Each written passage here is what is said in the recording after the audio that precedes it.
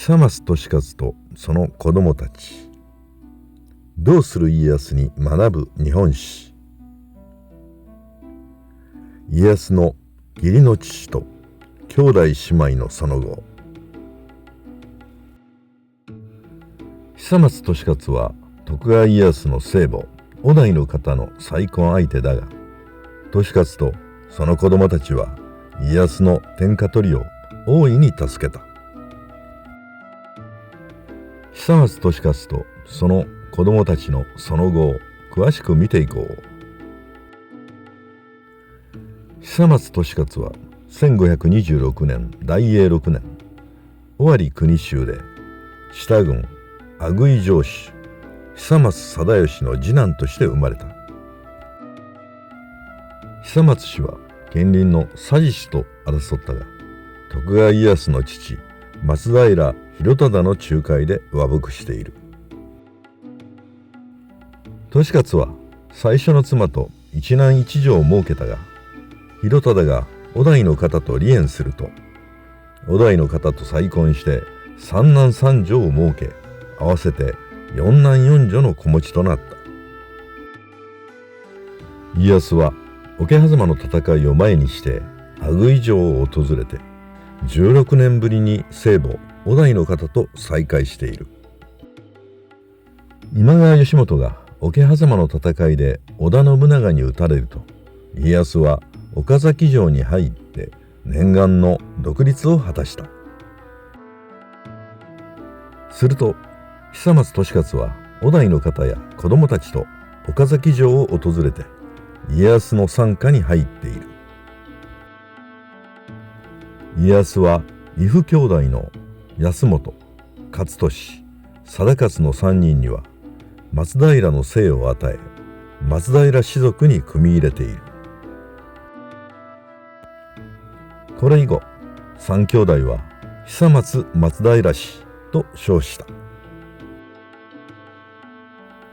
なお、織田信長と家康が公主同盟を結ぶと、阿久井の地は織田氏の支配下となった。そのため家康と血縁のない長男の久松信利は坂部城と改名した阿久井城と尾張国内の久松氏の所領をもらって信長の配下となった。久松利勝は1562年永禄5年、今川氏の重臣鵜殿長照の居城上野郷城の先鋒を任されると、攻略に成功して上野郷城を家康から与えられている。しかし利勝は上野郷城を次男の松平康元に譲り、利勝と於大の方は岡崎城で家康の留守役を引き受けている。久松利勝は実はこの頃は久松長家と名乗っていた。徳川家康は1563年永禄6年に今川義元に名付けられた名前元康から家康と改名したが、これは一つには今川氏から独立したことを示すためであった。家康改名にはさまざまな説があるが、家康は家の字を久松長家からもらったが、後に家康が出世したために長家は遠慮して利勝と改名したと言われている。それはともかく1576年天正3年、於大の方の兄水野信元が突然に信長から武田勝頼に通じているとの嫌疑をかけられる。だが事実は佐久間信盛が水野領から武田軍に食料の調達をした者がいると信長に報告したことに端を発している。するとこれを聞いた信長が激怒して家康に信元の処分を命じたのである。信元の死後、信元の給料は佐久間信盛のものとなっているところから、信盛による讒言の可能性が高い。徳川家康は何も知らない久松利勝に水野信元を連れ出させて殺害した。さらに信長の配下となっていた利勝の長男久松信俊も信長に嫌疑をかけられたために信俊は自害している。この事件で親しい水野信元と我が子信俊を同時に失った利勝はショックを受け、次男保本に家督を譲り引退している。小田井の方は出家して伝通院と呼ばれたが、家康が引き取って面倒を見ている。久松利勝は1587年天正15年上野郷城において62歳で逝去した。家康は利勝の子供たちを人質や政略結婚に利用することで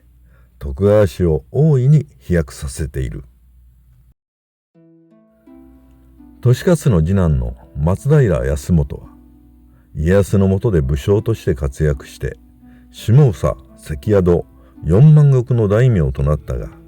52歳で没したために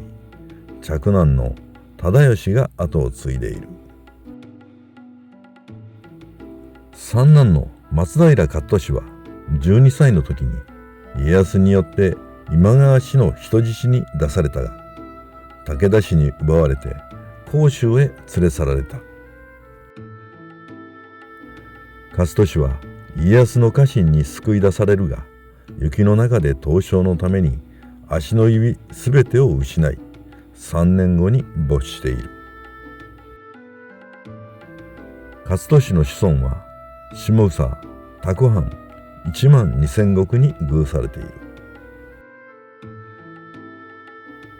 小牧長久手の合戦で秀吉と家康が和睦した時、秀吉が養子という名の人質を求めたため、家康は利勝の四男の松平定勝を差し出そうとした。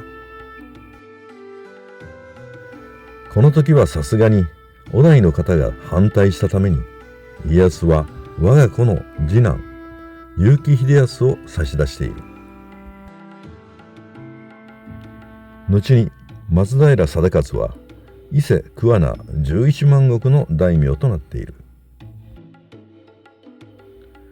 利勝の長女は一色昭勝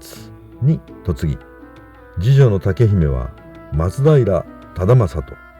忠義に嫁いだが、共に死別したために保科正直の妻となっている。三女は